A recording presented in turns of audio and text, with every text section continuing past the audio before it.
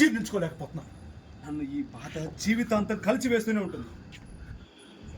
ఈ బాధ జీవితాంతం కలిసివేస్తున్నాను. నన్ను ఇంత మానసిక క్షోభకి గురి చేసి పెద్ద తప్పు చేశాను. మానసిక క్షోభకు గురి చేసి పెద్ద తప్పు చేశాం. అది నేను ఎప్పటికీ సహించలేను. ఎప్పటికీ సహించలేను.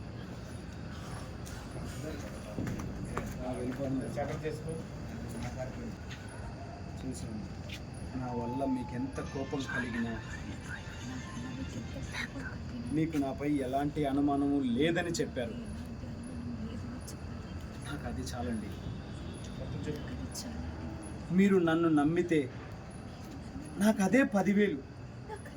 మిమ్మల్ని నన్ను వేరు చేయాలని చూసిన వాళ్ళకి ఇక త్వరలోనే బుద్ధి చెప్పి తీరుతాను. దానికంటే ముందు మీకు నాపై తగ్గించేలా చేయాలి. చేస్తాను. మీ కోపాన్ని ఎలా తగ్గించాలో నాకు బాగా తెలుసండి. ఎలా హ్యాపీ ఫీల్ అవుతున్నావు అమ్మా? ఎలా హ్యాపీ ఫీల్ అవుతున్నావు? హ్యాపీ ఫీల్ అవుతున్నావు?